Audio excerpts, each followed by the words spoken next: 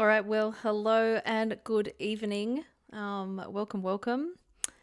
So, for those of you who are new to my channel or just new to this space, my name is Ebony, going by SuperCoach Sister in this content space. And tonight is actually my very first live stream. So, forgive me if it's at all clunky or if it takes me a little while to make sure we're getting through our content.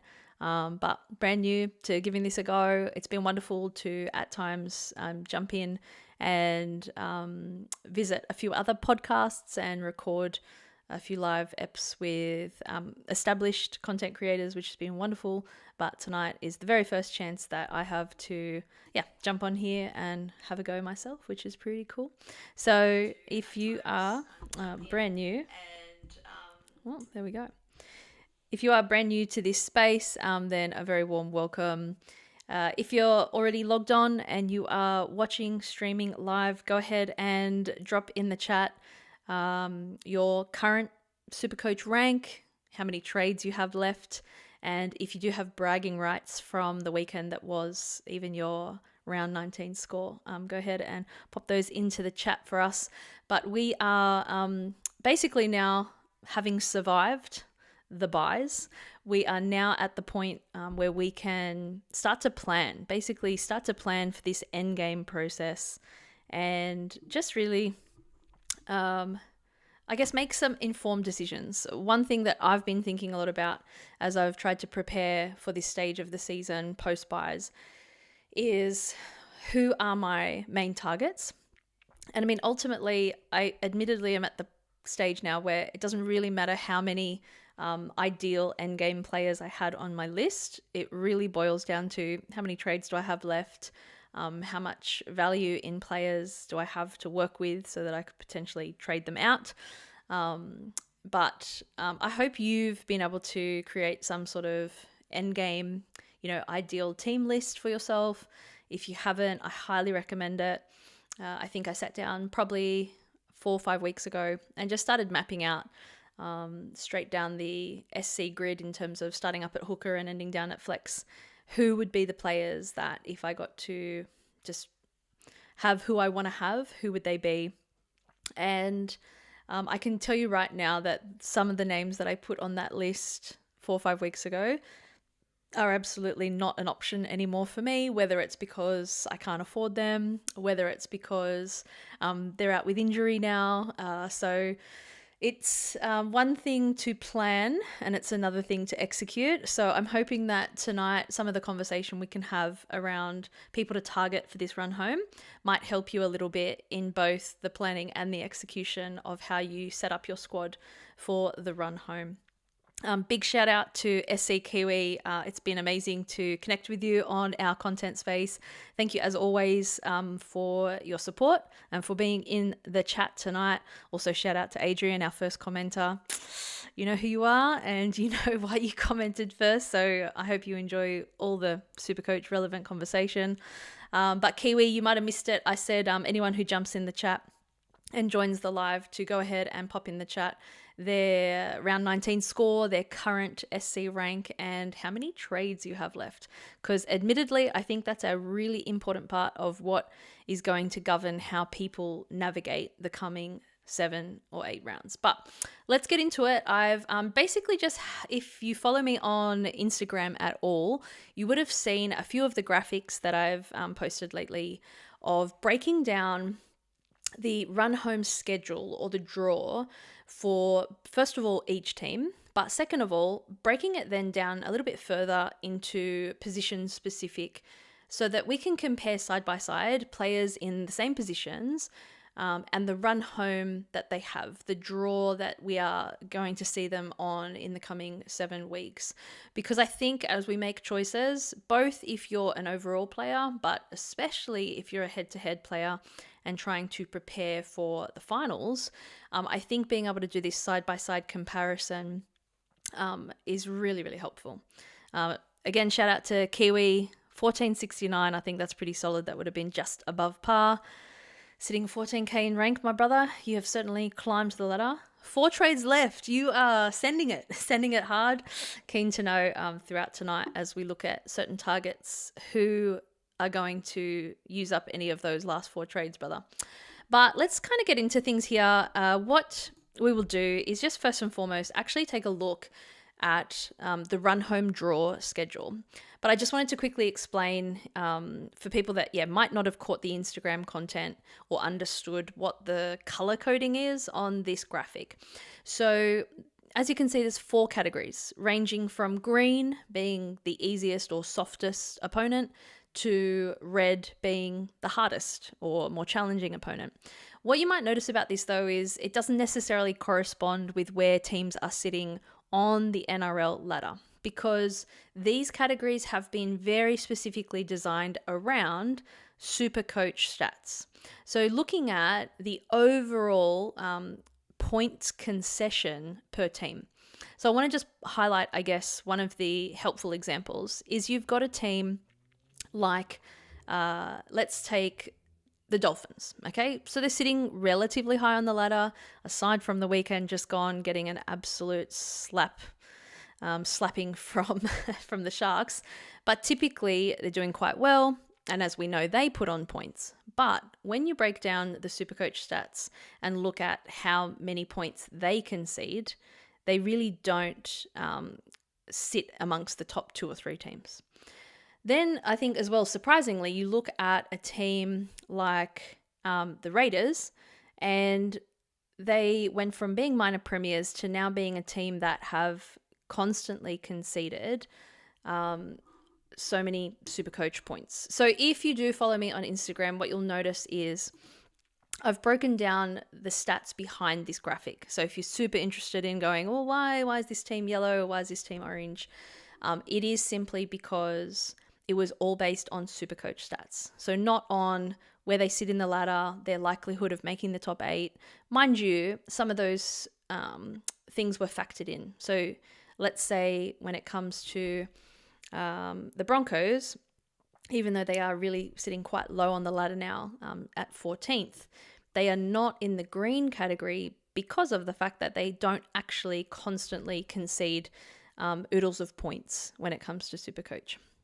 So if you're keen, on Instagram, the graphics break down by team, how many points they concede on average, and also an additional graphic on the concession of points ranging from, I think it's 80 to 99. So how many players or how many times have players scored 80 to 99 points in SuperCoach against them, and as well how many times have players scored 100 plus against them in the season. So there's full ladders and breakdowns of those stats on my Instagram page, but as well, that was just to help give context as to the way that this graphic has been designed and what the color coding system is all about. It really is just specific to SuperCoach, because that's what we're playing. That's what we're here to do.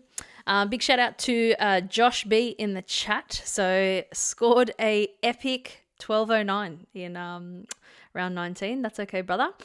But ranked 46k. Man, I think you need some help. But you have a stack of trades. I think there'd be plenty of SuperCoach players that would be wanting to buy an extra trade or 2 off you. So thanks for joining tonight. Great to see you in the chat.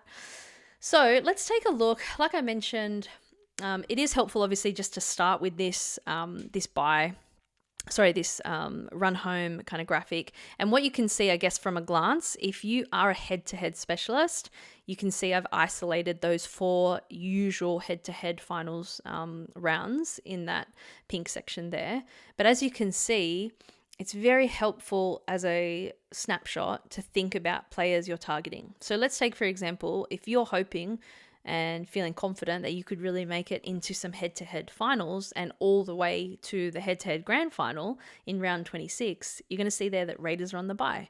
So if you already have or are targeting Hudson Young, if you already have or are targeting Simi Sasangi, if you got to cash in on Zach Hosking this week, if you're stacked up on Raiders currently, you just need to be mindful of how many Raiders will you carry into the last part of that head-to-head final series, because you may fall short come the grand final. And again, similarly, I'd argue that the Sharks and the Cowboys have probably the best run home draws overall, but the Cowboys do have that bye in the semi-final for head-to-head. So just a couple of things, I guess, to be mindful of is not to necessarily avoid players from those teams altogether, but to be sure that you're not maybe overstacking your squad with too many from the same teams who may have buys at crucial times. And of course, as we know, the other thing to note, both in those last couple of weeks of head-to-head finals and of course round 27, is a lot of our top 4, maybe even top 8 finishers will start to potentially rest some of their key players. So just to be, I guess, aware of that, and maybe have a trade or two up your sleeves for rounds 25 through to 27, just in case you get caught out and might be missing a couple of your guns. So when we take this draw into consideration, I've also then broken it down specific to actual positions so that we can compare side by side. Full disclaimer, not every slide is comprehensive in terms of, top 10 from every position. And admittedly, I haven't even included a graphic for every position. So full disclaimer, there is tonight no halfback slide. Why? Because I think Cleary and Hines are just a straight 1-2. If you don't already have Nico, RIP that you missed out on this weekend. For those of us who also missed out on putting some form of armband on him, we are still recovering. But Nico just proved that he is top 2 halfback. And as you can see here on this graphic, the Sharks head-to-head finals run is elite. Dragons into Raiders, into Titans, into Parramatta for a head-to-head finals week. So having Nico, just do it. And of course, Nathan Cleary would sit as our halfback one as well. So tonight there is no slide on halfbacks. I apologize if that's what you came here for, though I highly doubt it. And another quick disclaimer, if you came here for SuperCoach expertise, I apologize. That is not what you are going to get here. For anyone who doesn't know the backstory, I actually only started out in SuperCoach last year. And so this is my second full year of playing SuperCoach, trying to really learn from so many of the mistakes I made last year and loving it. And obviously also loving jumping into a little bit of this content space, which I was mostly motivated to do because there was a lot that I wish I'd been exposed to last year and informed of last year that I thought, hey, if I can every now and again add a few of those things that people are looking for as they start out or as they hope to improve their SuperCoach life, then that's why I love to try and jump in with a few of these graphics and stats, etc. So let's get into it position by position, excluding halfbacks. So first and foremost, the hookers. Again, similar to halfback, it's a pretty two-man horse race, right? Like, that's probably not the saying. I apologize. I'm not much of a horse buff there. But as we can see, the top 2 members there, our classics. Some people are already lucky enough to have them in at 1 and 2, or most likely so many of our players out there may have one of either Grant or Brayley, and then their hooker 2 is potentially, I hope not like me, you're suffering with Brandon Smith and his incredible average scores of 20s. But we have to be mindful, again, if you're a head-to-head finals contingent, hopeful, that you can see there that Grant's run is not great. And he also does have a bye right there in the middle of head-to-head finals. So not awesome. If you are relying on a hooker 2 like Brandon Smith, then I wish you well. No, in all seriousness, you do have to be thinking about or planning ahead for what will you do when the time comes, myself included. So I'm running Grant and Cheese at the moment and really tossing up what am I going to do there. May I go early on Brayley or may I wait till round 24 and just trade Grant for Brayley immediately? Because as you can see, again, like we talked about with Nico, the Sharks draw is incredible. So owning Brayley for any of the head-to-head finals, I think, is pretty good. I've just got up there, obviously, a couple of the basics on their prices, their break-evens, and their average. Be aware this is like still season averages, just straight off the SC site. So I would have, if I had more time, broken it down into maybe some 3-round or 5-round averages for a little bit more accuracy as to where players are at the moment.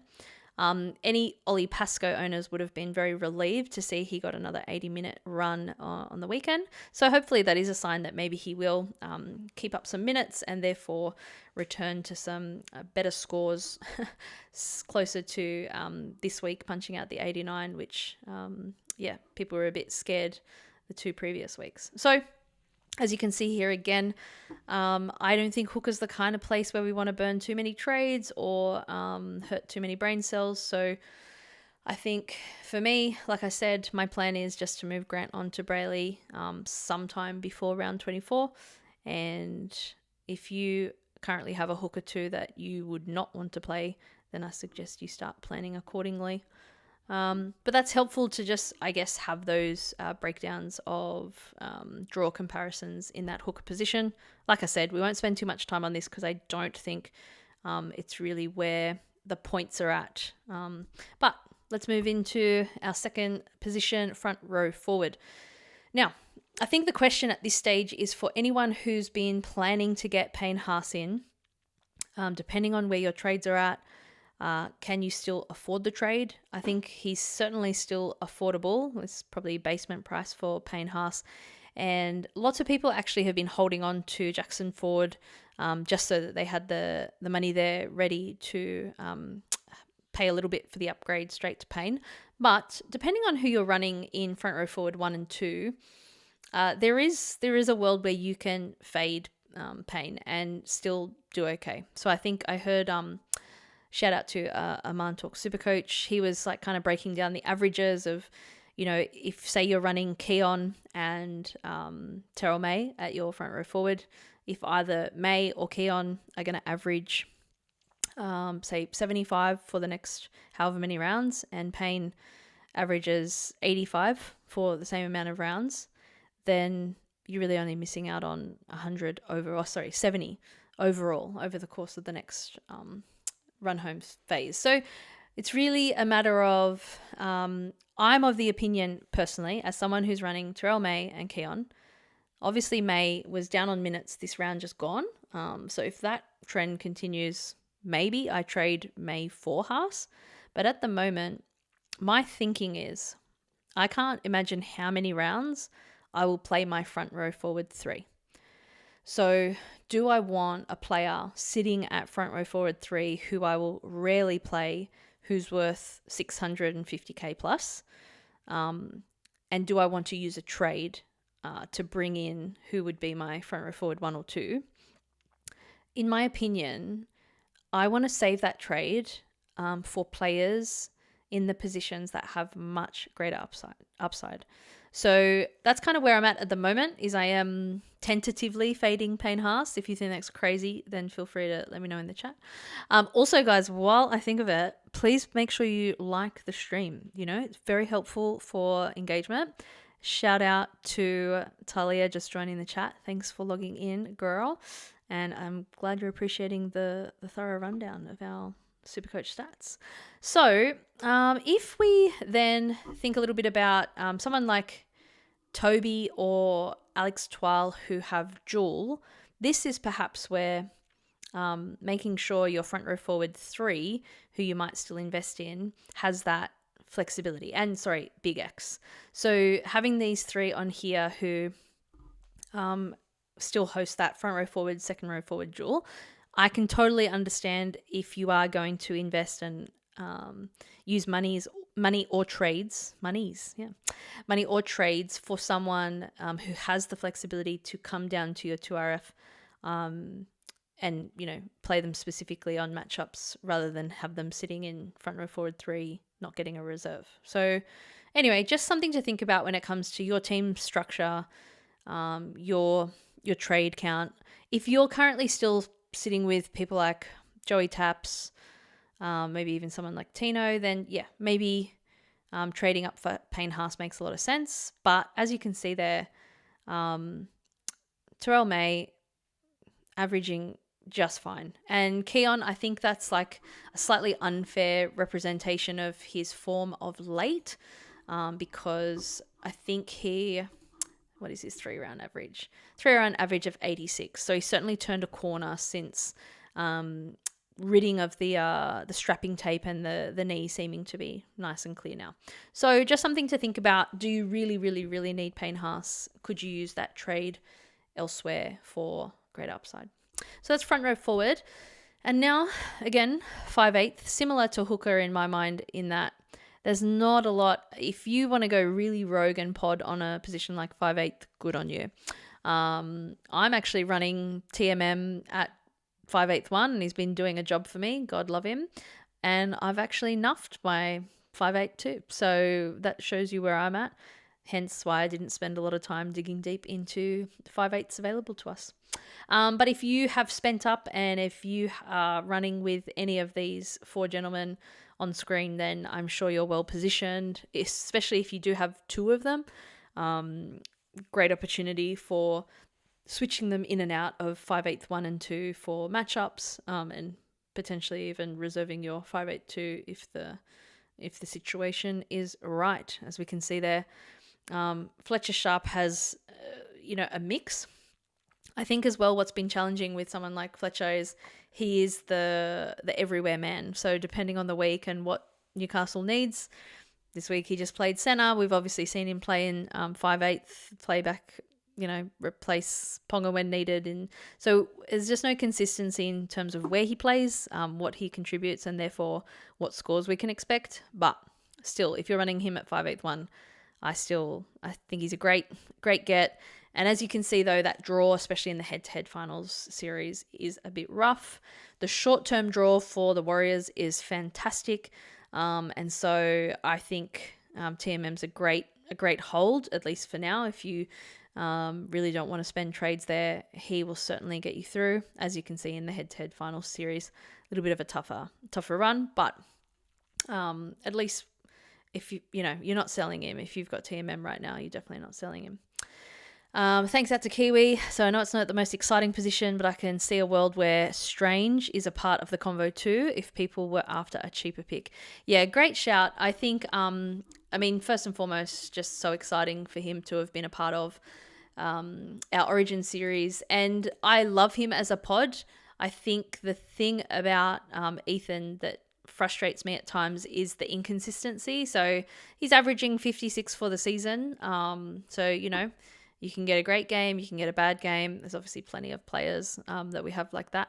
But as well, he would be an ultra pod if you did want to pick him up. So he's currently owned by 0.6% in the top 10. So if Kiwi, if you're after an ultra pod, then Ethan Strange is your man. I think the other thing I've thought about with Canberra, and we'll get into this when we have a look at centre wing and 2RF as well.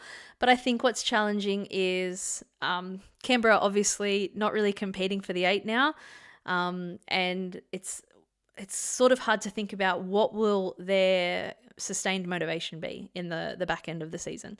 But still, thanks for the shout, Kiwi. Don't mind it. I do love Ethan Strange. I love him on an NRL level. Love to watch him. Shout out. Thank you, Nina Rahani, 7760, jumping into the chat and agreeing fully with my take. I appreciate that. Thanks for joining us. All right, we're going to move on to fullbacks now. And again, if you want to think beyond these 5 men, I completely understand. You'll see I have omitted Dylan Edwards.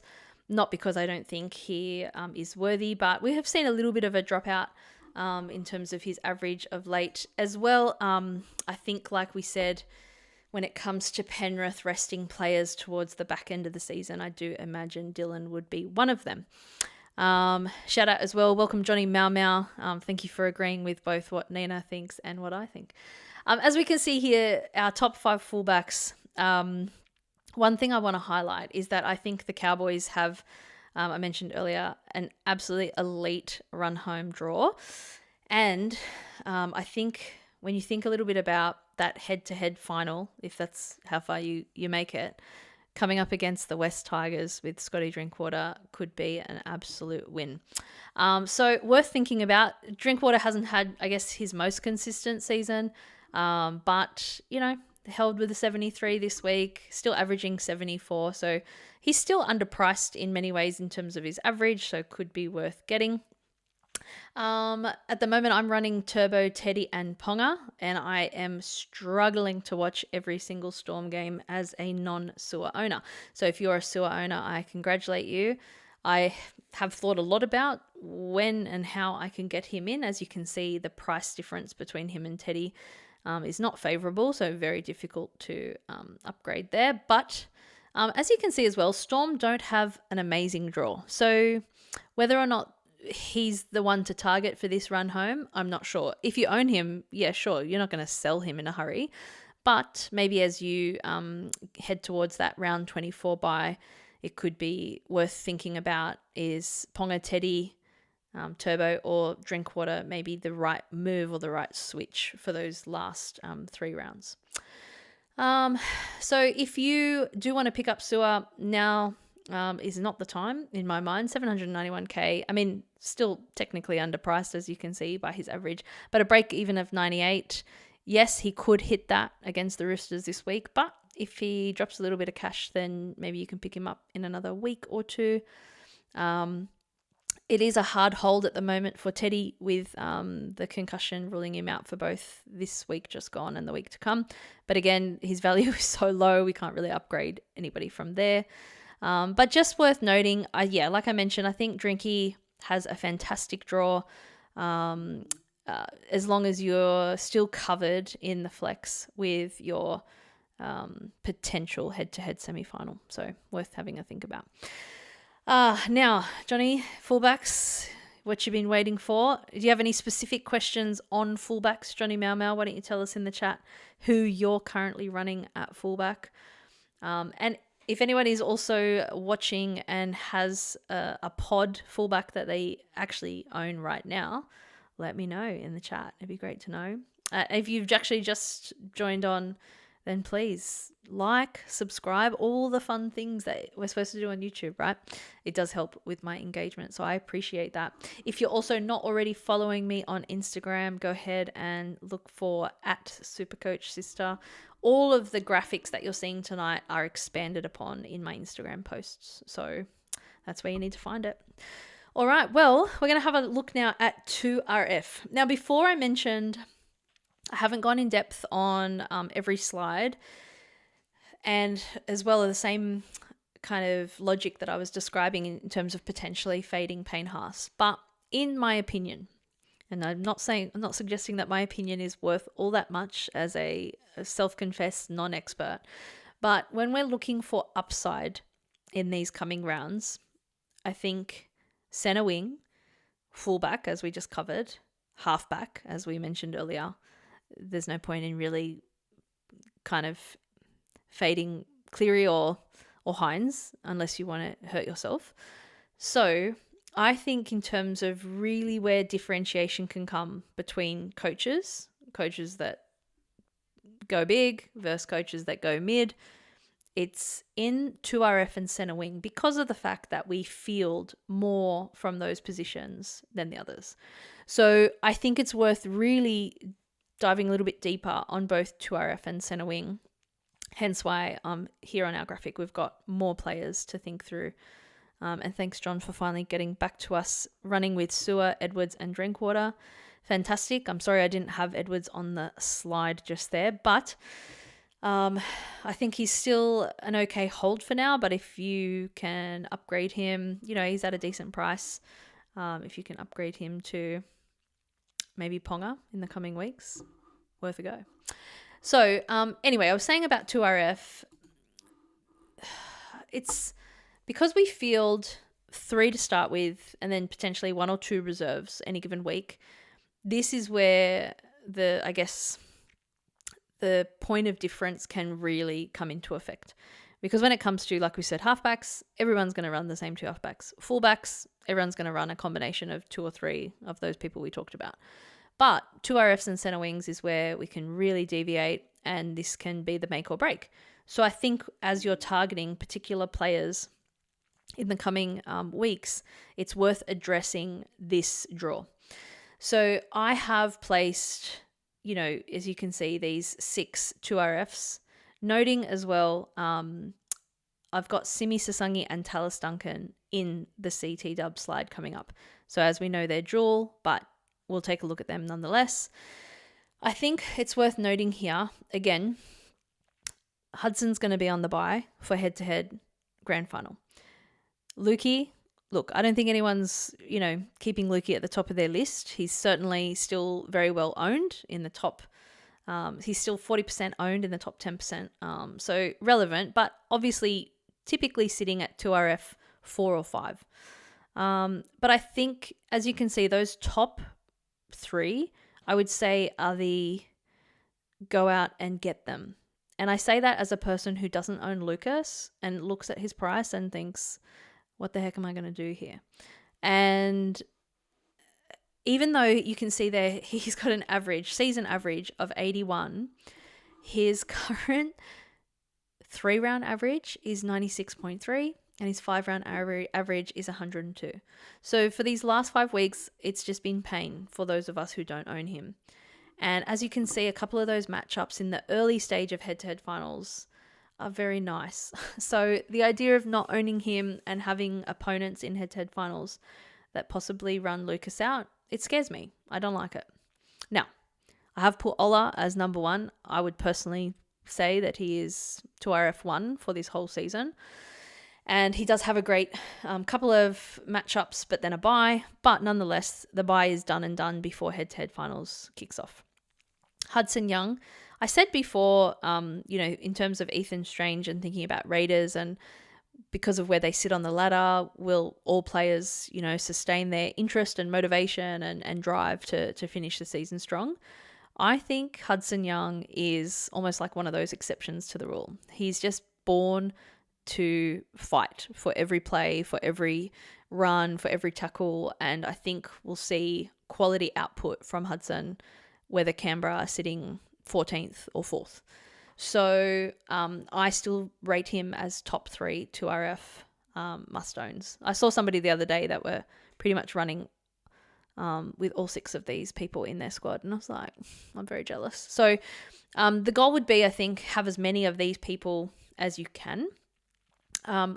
But like I mentioned before, 2RF is a great place to start potting up. So if we get into some of the lower owned players, and mind you, at the moment, Hudson is only 19% owned in the top 10%. Of course, that's probably post-Origin, people starting to figure out when to bring him in. But if we look at some of the players who are owned in less than, say, 10% of the top 10%, you have Britton Nikora, who's come out of Origin.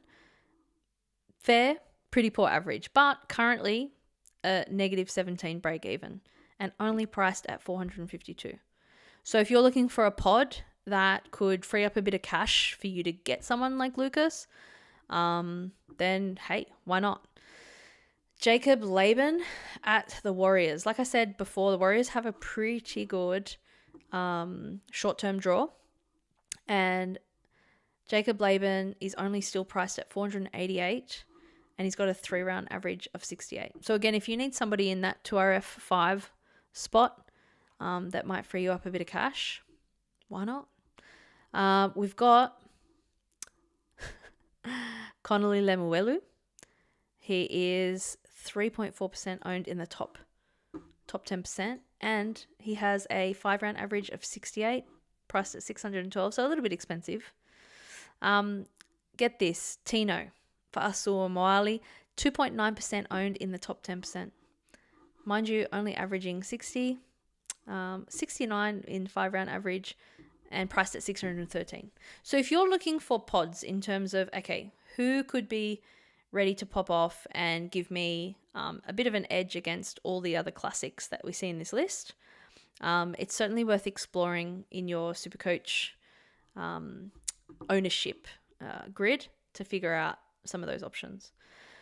I personally, my pod at the moment is Aaron Clark. Like I said, Warriors have a great short-term draw, and obviously they're fighting for a great position on the ladder to finish the season. I do think his minutes will drop once both Barnett and, oh my gosh, yep, Maroons, okay, can't forget, mind blank there. But I think I will probably look to sell Aaron in the coming weeks, hopefully for Dylan Lucas if I can afford him. That'd be great. So let me know in the chat which front row forward pods you either already have or are targeting for the run home. As we can see here, the ideal candidates for our head-to-head finals time is Helam Lukey, aside from the semi-final, and even Fafita. Man, he's just been on a bit of a tear. Even though his average here, which is a whole season average of 68, I think anyone who's been watching him since he came back from injury can note that, man, he's really upped his game. So his average is up to 71 now. So only a few points above what he's got there, but as you can see, great value. So averaging 71, still priced at 60. It's pretty great.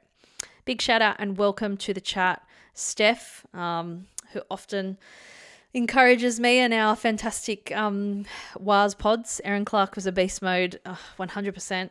He does just need minutes. So like I said, I think it's going to Kurt Capewell. That's who I couldn't think of before. So I think as Kurt and Mitch come back, we'll probably see Aaron's minutes drop back down. And so it could be that he's a sell in the coming weeks. Yeah, good shout, Josh. Finafuiaki, I think we saw a little bit of a slump in his form and especially just his BP. But I'd say over the last few weeks, we have seen a little bit of a return. So he's jumped up now to a 3-round average of 64. And I think, again, value only priced at 540, but he is still quite highly owned. So he's owned by 30% in the top 10%. So semi-pod, not quite, but I think he's still a great shout, again, for that 2RF 4 or 5 spot. Should get through the work. And like I've said, similar to Warriors, the Dolphins are going to be pushing for a strong finish to sit as high as they can in the ladder. Let's exclude the absolute bloodbath that was the Sharks game. But yes, I agree. Finafuiaki's a decent option, worth considering. So 2RF done. Let's move on to the center wings. Now, everybody will probably notice the first major omission here is Herbie Farnworth, simply because if you don't own Herbie Farnworth, I'm not sure if you actually play SuperCoach. So I haven't included him on this graphic because I just think own Herbie. Yes, the last 2 weeks have probably been reason to think that claim is not worth it, but I think it's great. Welcome to the chat, straight up lads. Yes, Chihu, go to Samoa. We'll talk about that later in the year for our World Cup, but we'll stay focused on NRL for now. So for center wings, I still kept Isako in here so that if you do want to know what Herbie's draw is, great. And thank you, Steph. Big love back to you, and I appreciate all of your, I enjoy our encouraging chats in the Insta DMs. So as we think through, sup Casey, as we think through our center wings, again, if you want to think about head-to-head draws for the final series, take a look at KL Ito. The Sharks have arguably, I think, other than the Cowboys, the best draw from here on out, including 4 of the bottom-ranked teams during head-to-head finals. And of course, you could sub out Ito for Ronnie. Probably not Ramian or Katoa in terms of the consistency, but if you want to ride the Ronnie train and deal with the ups and the downs, play him on matchup only, then why not? But at the moment, KL Ito's price is ridiculous. He, I think, similar to Ronnie, can be a little bit rocks or diamonds, but as we saw this week, 76 with a try. Was it 2? I don't know. Cronulla scored a lot of tries, man. But, and a break even of 49. So if you're not in a rush, you don't have to get him this week because he'll only jump up a little bit. But I think he's really worth considering. Still undervalued. I think his 3-round average, 64. So I just think when you look at that draw for head-to-head finals, owning any Sharks player from round 23 onwards is hopefully going to get you some points. Now, Tallis Duncan and Simi Sasangi, both with a very handy duel. If you can ideally own both, one in each spot, up at 2RF or down at centre wing, I think it's fantastic for flexibility for the rest of the run. Quick note on Simi, he just dropped in price by, I don't know, 80k or something after coming back from injury. So 621 with a 77 average, he is well priced, severely undervalued. Yes, I think Canberra has a very interesting draw, as you can see, a huge mix there. But, and again, like I mentioned earlier, being careful of Raiders being on the bye during head-to-head finals. Greg Marju, I have to say, as an owner, it's been a frustrating ride. Unfortunately, as you can see, his value drop, it's hard to upgrade him to anybody else because he's just not worth enough at the moment. It's also obviously been very challenging for him to play so many games either without Ponga or without Best or both, and those conditions are not ideal for him. I think Greg is fine to sit at centre wing 6 and play him on matchups when you need to. You can save yourself a trade. He's still owned by 50% in the top 10%. So if you suffer, most people suffer with you, you know? So I think he's a decent hold for now. The next man, I think, is for me at the tipping point of do we sell? Jacob Kiraz, I don't know, all year we've been hearing he's got this injury, he's got that injury. It's like he's walking on a knife's edge, about to collapse and die any second. But we saw this week just gone that the effects of that are really actually creeping into his game. So very few tackle busts, very few run meters as compared to most games. He just doesn't seem to be as involved or injecting himself as much as usual, which could obviously be a little bit of a ramification of him not feeling at his best physically. So with a break even of 140, that is pain. It feels a little bit now or never. You basically have to decide, do you want him for this run home or do you not? And if you don't, then this week is the week to sell, which is hard going into a round where they're playing the Tigers. But as you can see there, some of the rest of his run home draw is not super favourable. Maybe, up against the Dragons in the head-to-head semi, but not ideal. So if you're like me and still holding on to Kiraz, let me know what you're doing. I'm leaning towards sell, but I'm still 50-50 because trades be thin, guys. Yes, Steph shouting out, if anyone wants to go rogue and really test your blood pressure, you can go AKP. Yes, girl, we're on the AKP train together, and it was an absolute relief and a joyous weekend to watch him get a double and just fall shy of a ton, and with the Dragons coming up this weekend too. So yeah, we really suffered, and now hopefully we're actually gaining a bit of the fruit of that hold. Tommy Jenkins, tough price in some ways, as you can see there. He's actually the most expensive person on the grid, on this graphic at least, when it comes to centre wings. But what I want you to keep in mind, short-term draw, fantastic. Head-to-head finals draw, pretty manageable, right? Yeah, okay, the Warriors might be tough, but still. Tigers to finish off. Now, will he get rested? I don't know. I tend to think that they might rest some of the other kind of spine players. If they do rest him, maybe it won't be round 27 against the Tigers. And to keep in mind, he is on track to break the record for most tries in a season. And I feel like they're going to want to help him get there, you know? And so I think a lot of the left side attack that he's benefited from will continue in this run home. And I think Milky will produce many, many points. So, man, I am targeting him. He's kind of my priority bring-in for this week. If you already own him, I pat you on the back. Great job. Isako's in there. Obviously, again, a decent short-term draw and a couple of nice matchups in the run home. And his draw obviously represents that of Herbie's, as well as Jack Bostock, who is also still quite highly owned. I think, again, just being mindful, I mean, they've got the bye next week. How many Dolphins is too many Dolphins? Marky Mark. For those of you who didn't buy him however many weeks ago when we were all panicking that he had a break-even of 6, haven't you been the winner in this situation? Some of us bought him a lot more expensive than where he's at now. nonetheless, I think we'll still see good things from Marky in the end of this season. The Roosters are still going to be competing quite hard for a great ladder position, currently sitting third.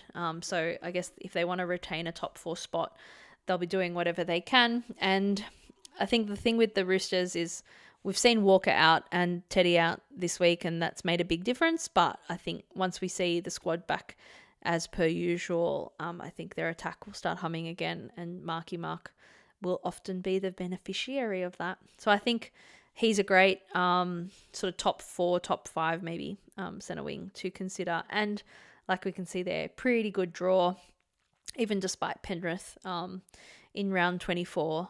Again, that could be the point at which Penrith start thinking about decelerating so that they don't burn everybody out before prelims. But yeah, so centre wings, tell me who you're targeting. A couple of the pods, I guess, that I was thinking through for centre wings, if I just go down to players, again, owned in 10% or less. Some people have been holding on to Ruben Garrick. It's not for me. I don't know what's going on with the Manly attack at the moment. Obviously, some adjustments with Joey Walsh, and again, inconsistent in terms of whether he's the goal kicker. Dom Young, a few people love to take a flyer on Dom Young, averaging 66, priced at $5.45. I don't see a lot of value there. And I don't know, the upside has to be very dramatic for us to see Dom Young benefit. I think Total Kula is a decent shout. He's only 6% owned in the top 10%, averaging 72, priced at 68, but he has a 3-round average of 84.3. So in a little bit of a different trajectory, I think Turbo's presence is positively impacting that change in score trend. So again, even having centre wing fullback dual, just in case, not a bad shout. I love Paul Alamotti as a pod from Penrith if you want to bank on the ball going to the right side for Penrith every now and again instead. And Bradman Best, so same as we look at Greg Marju's draw, Bradman Best is only 3% owned in the top 10%. He is $724K, so you're getting what you pay for, his average of 73. But I think in this post-Origin era, we might see a big injection. His 3-round average is 90.7, so he's definitely on a great trajectory. I think just being mindful, of course, because the Knights have the bye in round 27, don't own too many Knights. If you already own Ponga and Sharp and Lucas, then yeah, you might want to go easy on the backs. So yeah, that's our centre wing, guys. And hopefully, I guess this layout in terms of the graphic, just comparing side by side the draws of key players in their positions, is a little bit of help as you plan and prepare your final endgame squad. Like I said at the start of the stream, there's planning and then there's execution, because I know I had planned a particular endgame structure of my team and it is just not going that way because some players are now out with injury. And but I think at the end of the day, if keeping an eye on this run or keeping an eye on these draws helps you to just target the right players for the right times, especially if you're a head-to-head player, then hopefully this graphic was a little bit helpful. Like I mentioned, guys, all of this content, so the full draw graphic as well as the stats that sit behind it, are all featured on my Instagram. So if you are not already following me, go ahead, jump onto Insta at SuperCoach Sister. And as well, if the stream has been helpful in any way, shape or form, go ahead and maybe subscribe for the next one. This was my first one, just so you know. So thanks for coming for the first one. Will I ever do it again? Who knows, guys? I mean, if you liked it, give it a thumbs up, because maybe that will convince me. But big love to everyone who joined in on the chat. I really appreciate your support and really appreciate you tuning in. Catch you in the head-to-head finals, because I am on track to... I'm ready to win a couple of cash leagues here, guys. Let me know what's been helpful, what to target next. I'm going to do a little bit of a head-to-head final content series at some point. So let me know what would help you. One thing that I really love to dig into are the stats on specific opponents. So how many points does Newcastle leak to left-hand wingers versus, right front rowers. But whatever would help you, let me know in the chat, because I will try and accommodate those of you who are always here to join in. But have a great evening, everybody. Thanks for joining. We will catch you next time. Laters.